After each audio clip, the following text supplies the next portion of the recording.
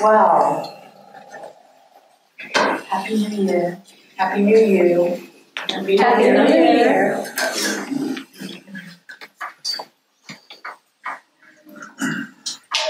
Every January, we have done for the past 8 years now, we've shared the basic foundations of the science of mind, the basic principles of the science of mind. Are we hearing music? Where is it? Michael's pocket. It's gone. Okay. So, just like every other January for the past 8 years, we're going back to the basics. We're going back to the basics of the science of mind. And Dr. Ernest Holmes, who is the founder of this New Thought movement, the Science of Mind movement, and the author of The Science of Mind and Spirit, the textbook, which we refer to a lot. Also, this book, which I'm going to be exploring a little bit today, which is Living the Science of Mind, actually putting these spiritual teachings into practice. And so we've got 5 Sundays in January, and this first Sunday we're going to be looking at the basic principles that the Satya Center promotes and teaches and encourages. These practices, the basic practices, and I'm calling them the 9 pillars of the Satya Center. So these are the principles, and if you put them into practice, our goal is that you wake up and live a deeper, richer experience, that you actually connect with yourself at such a deep level that you are able to live the life that you were born to live. Or another way of saying it is to live the life that you were born to create. Because I believe, and so did Dr. Ernest Holmes, believe that we are all creative beings, and that each of us has the power to create the life that we want to live. Not the design of the life that somebody else or society in general wants us to live, but our unique designed life. So these are the 9 pillars.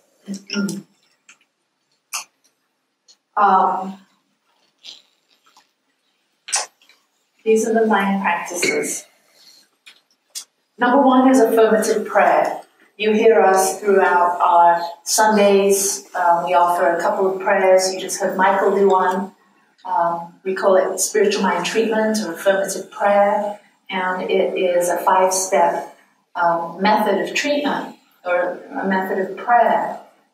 And that is, the first step is recognition. We recognize that there's one God, one life, one power, one presence, one source that is sourcing us. And then there's a unification. We move into alignment with that idea that we too are one with this one presence, one life, one source. And we believe that we actually activate this intelligence by our mind and by speaking words.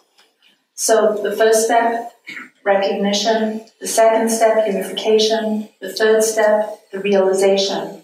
We activate this prayer by the use of our words, affirmative prayer, affirmative words, affirmations. We declare what it is we want. So in this way, we're very different than traditional churches that when they pray, they're speaking to an entity, a God outside of themselves. We don't do that. We're not begging and beseeching and asking some outside source to answer our prayers.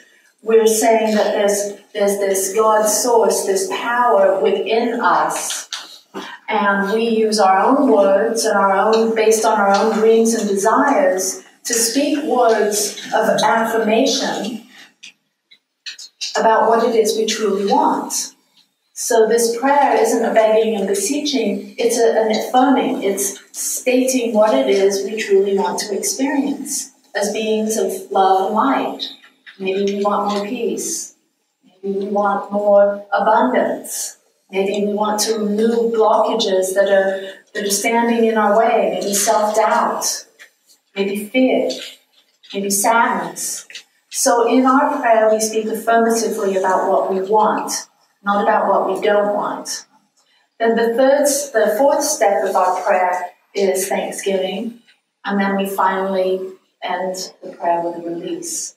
So this is one of our key pillars. Our key practices here at the Satya Center is affirmative prayer.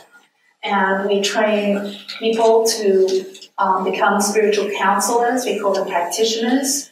And we've got several. We've got Dr. Pam, we've got Claire, Kimmy, and Michael is our practitioner intern, and then Lyle and myself. Even though we're ministers, we are practitioners first. And we use this form of affirmative prayer to do healing, to do energy healing work with individuals. So you hear us talk about this a lot. Then our next pillar is meditation. And the meditation is the practice of becoming still in body, still in mind, still in emotions. And we really emphasize this a lot. It is a practice that we teach, and we encourage everybody to practice this daily. I've been meditating now for, almost 30 years on a daily basis. And I can tell you there's nothing like meditation to help you tune in to the divine, tune into your true authentic self so that you can really get clear on who you are and what it is that you really want to experience. And more importantly, who it is you want to be in the world. Because we're at choice. So the next pillar is visioning. And if you were here for meditation, you heard Lyle talk about the class that he's been teaching and the life visioning process. We believe here at the Satya Center, if you practice visioning, that you will then be able to more effectively create the life you want. So visioning is basically you go into a meditative state and you open yourself up and you ask yourself questions. What would I love my life to look and be like? What is seeking to express itself by means of me? And visioning is about listening. It's about catching a vision, not from our mind, but opening ourselves up to God or to the divine or to our greater self so that we can tune in to that which is seeking to be expressed through us. This way, we're not just living from the outside in, meaning we're not just going by what society tells us that we need to do or we need to become. But we're actually going inside to find something fresh and something new, something brand new that aligns with our heart and soul so that we can bring that into full manifestation. So the third pillar is visioning. The fourth is sacred service. You heard Michael talk about our Savor teams. And we acknowledge those people that are leaders of teams and those of you that are on teams that show up and support all the different happenings that we have here at the Satya Center. We believe, and many faith traditions believe, that service is one of the best ways to truly put these spiritual principles into practice, to get out of our own way. Sometimes when we've got a lot of heaviness going on in our own lives, the best way to move out of that rut of being ourselves is to be of service, volunteer in some way, be of some earthly good and help an organization or help an individual that needs your help. We say here at the Satya Center, we are the mind of God knowing, the heart of God loving, and the hands of God serving. So when we serve, when we do God's work in that way, we're opening ourselves up to a greater self-expression of our compassionate hearts. And then the fifth spiritual pillar is spiritual studies. Some of my colleagues, I go to an interfaith works where we meet with all the faith leaders in Ogden and the surrounding area. And as I sit with them and I talk about their churches and what they do and what they offer and how they're structured, what I don't hear is what we do here. We offer classes, we train individuals to become spiritual practitioners. It's a 4-year program, and we offer this. We've done this for 8 years now. I've been taking classes within science of mind and metaphysics for almost 30 years now. This isn't something you start and then you graduate and it's all over. We encourage spiritual studies here all the time. Some of our classes cost money and some of our offerings don't, or are offered on a love donation basis. And we encourage all of our members and attendees to take classes. Why? Because sometimes we stay in a rut. We stay in a box of knowing what we know and doing what we do, and then we just kind of exist in that way. Spiritual studies, we offer books, we offer teachings that can expand your mind so that you can see things from a higher perspective or a different perspective. And we don't just teach things from, Ernest Holmes wrote these books back in the 20s, 30s, and 40s. We offer current day teachers like Dr. Joe Dispenza has written some wonderful books on neuroscience and studying the brain and the mind and how it works with our body, the body, mind, and soul connection. This week I'm going to be teaching a book by Dr. Deepak Chopra, who teaches the fulfillment of desire using ancient wisdom and mantras and yoga practices, along with having a deep understanding of quantum physics. So we've got a lot of things that we offer here for you to support you on your spiritual path. We also encourage, our sixth pillar is giving and receiving. You hear us talk a lot about the law of circulation. At the end of service, we ask for, we pass the basket and ask for an offering. And we believe a lot, like many churches and faith-based traditions, that the law of tithing, the 10% law of circulation, and we give you an opportunity to practice that.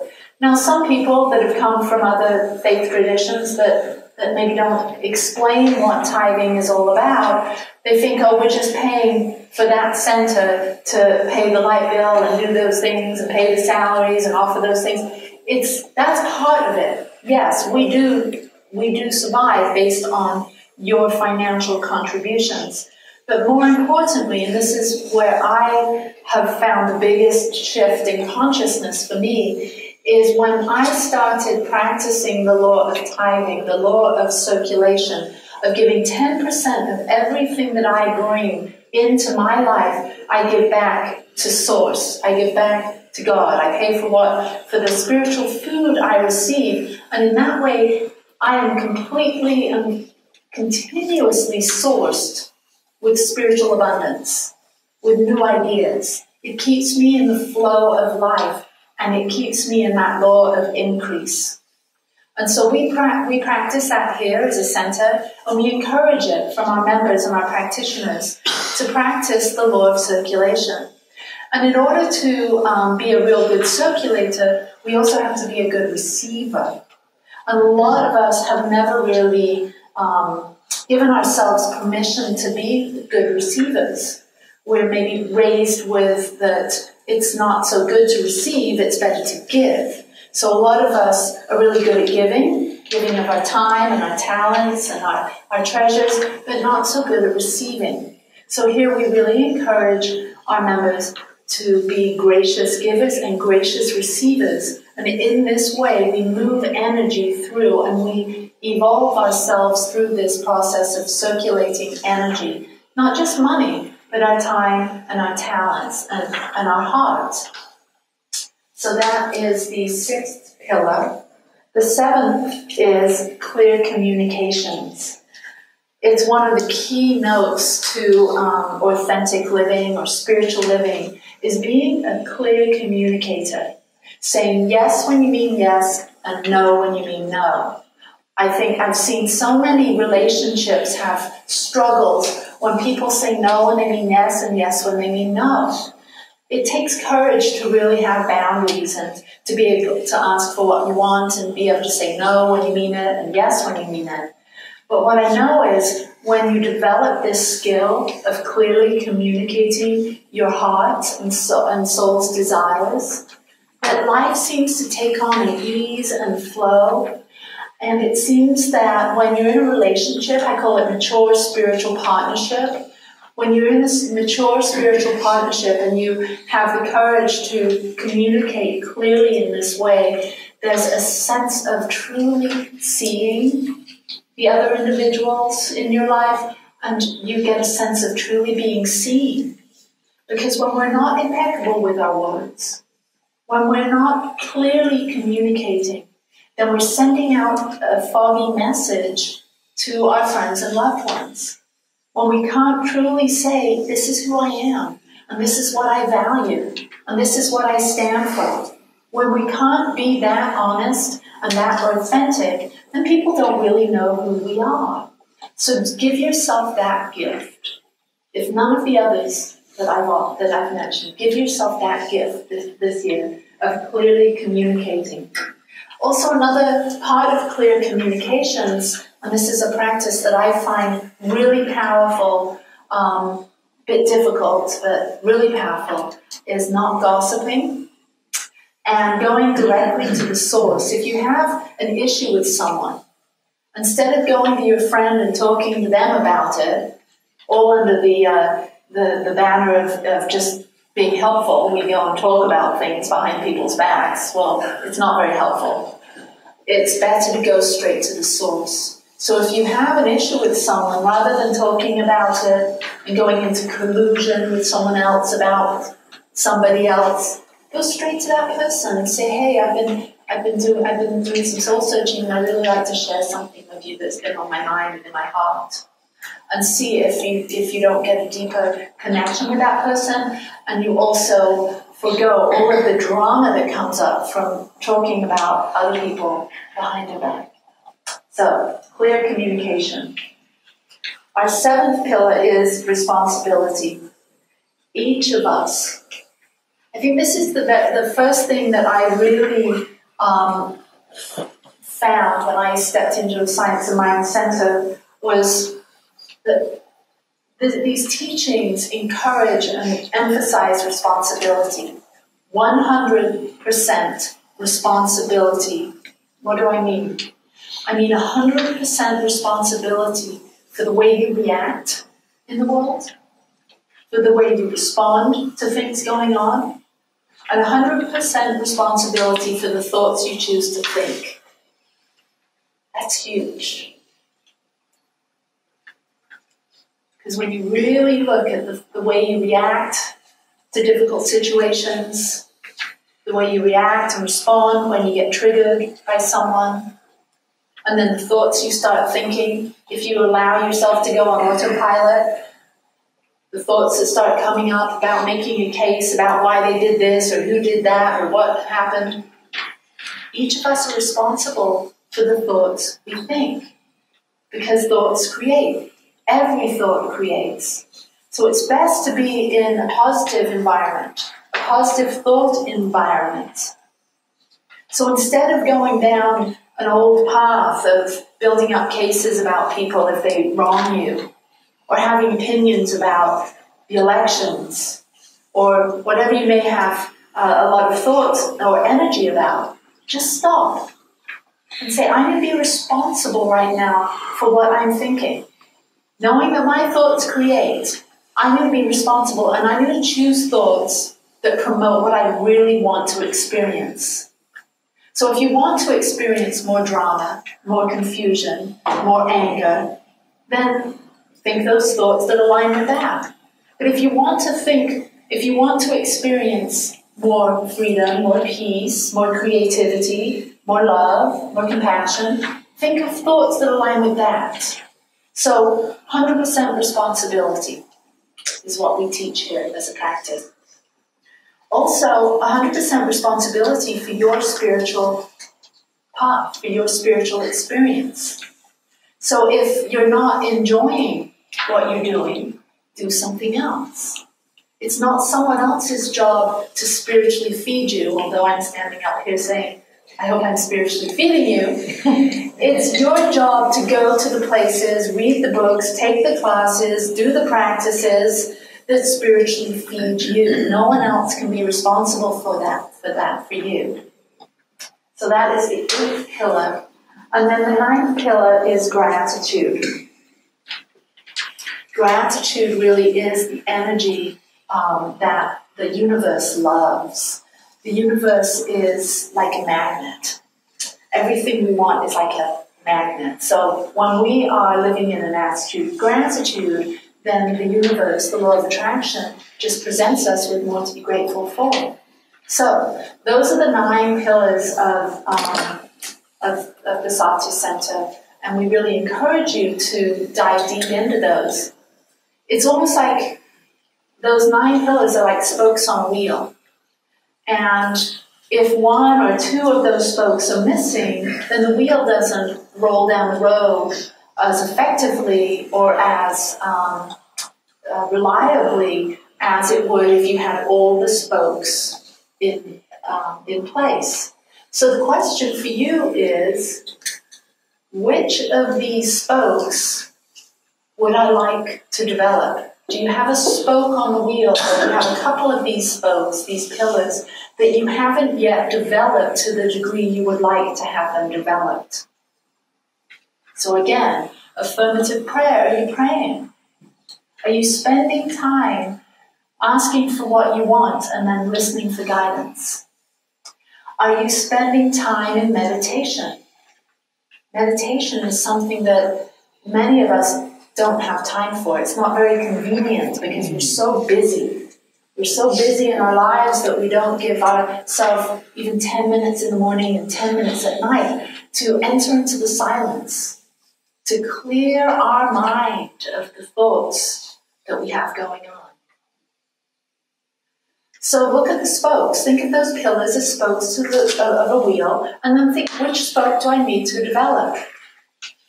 You know, this morning I woke up at 5 o'clock, and like many mornings, Sundays are my favorite day. I can't wait to be with you. I can't wait to get up here in the front of the room and blabber on about whatever I'm going to be blabbering on about.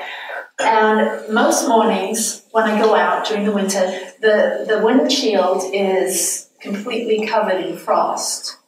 Luckily, I just figured out how to auto-start my car, so it doesn't do that anymore.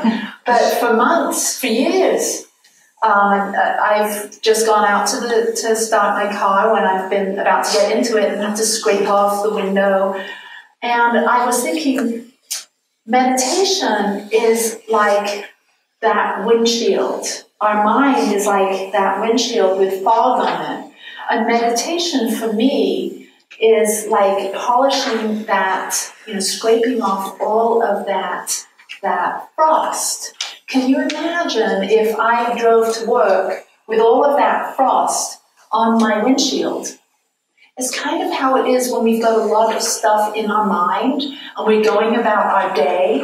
We can't even see clearly. We can't even do the things that we're to do effectively, because if we've got a lot of junk going on in our mind, if we're worried about our bills, or if we're compulsively thinking about a relationship that isn't going so well, or if we've got something that's distracting us, it's kind of like me driving to work with frost on my window. Although maybe I'm praying, and I'm practicing giving, and I'm doing all of these other things, if I'm not clearing the mirror of my mind every morning with meditation, it's like me driving down the street, not being able to see where I'm really going. Are you hearing me? It's need for us to cleanse the mirror of our mind so that we can be fully grounded, peaceful, clear, alert, and ready for what life is bringing to us. Instead of distracted, confused, overwhelmed, disoriented, which is how most of the world is because they don't meditate. And so I want to finish with a meditation from Dr. Ernest Holmes, and this is out of the Living the Science of Mind, and it's on the very back page. And so I'm going to share this with you. So I'd love you to get comfortable, close your eyes, and take a breath. We're cleaning the mirror of our minds together. So just let go and breathe and arrive and enter into a place of contemplation, of peace, and of good, and of truth, and of beauty.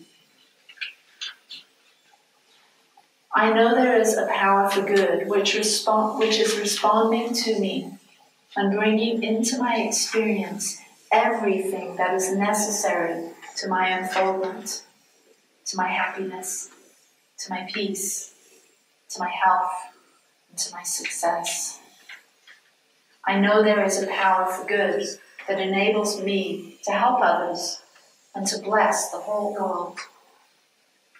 So I say quietly to myself, there is one life. That life is God. That life is perfect. That life is my life now. It is flowing through me, circulating in me. I am one with its rhythm. My heart beats with the pulsation of the universe, in serenity, in peace, and in joy. My whole physical being is animated by the Divine Spirit. And if there is anything in it that does not belong, it is cast out, because there is one perfect life in me now. And I say to myself, I am daily guided so that I shall know what to do under every circumstance and in every situation. Divine intelligence guides me in love, in joy, and in complete self-expression, desiring that the law of good alone shall control me. I bless and prosper everything I am doing. I multiply every activity. I accept and expect happiness and complete success. Realizing that I am one with all people, I affirm that there is a silent power flowing through me and them, which blesses and heals and prospers, makes happy and glad their pathway. And realizing that the world is made up of people like myself, I bless the world and affirm that it shall come under the divine government of good, under the divine providence of love, and under the divine leadership of the supreme intelligence. For thine is the kingdom, and the power, and the glory, forever. And so it is. So we take words like those. We read something positive, affirmative, something that reminds us of who we really are. And we sit in the stillness with that.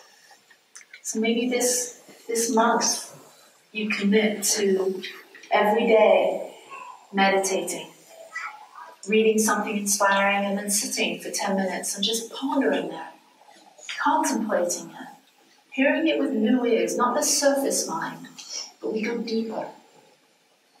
Can you commit to that?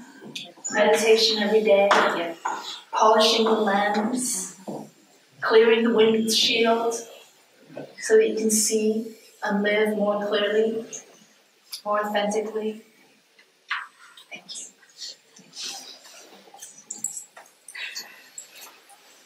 So I know that meditation was a prayer, so I will skip over my usual prayer and we'll go straight to our offering.